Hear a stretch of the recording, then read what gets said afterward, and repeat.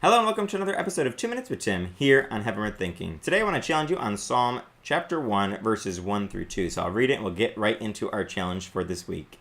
Blessed is the one who does not walk in step with the wicked, or stand in the way that sinners take, or sit in the company of mockers, but whose delight is in the law of the Lord, and who meditates on his law day and night.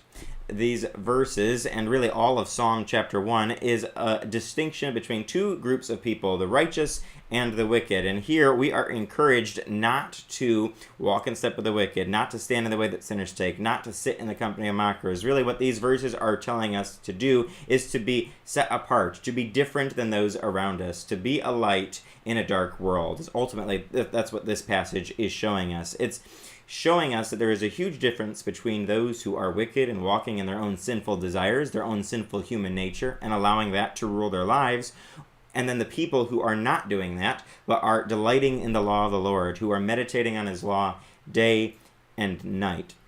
And really that's the difference between Christians and non-Christians, or at least what we're supposed to be as Christians. We're supposed to be informed and guided and living our lives around the Word of God. It's supposed to be the basis, the foundation of our daily living, and it makes us live completely differently than the wicked person. And so then we are called blessed, as we see in Psalm 1 verse 1 here.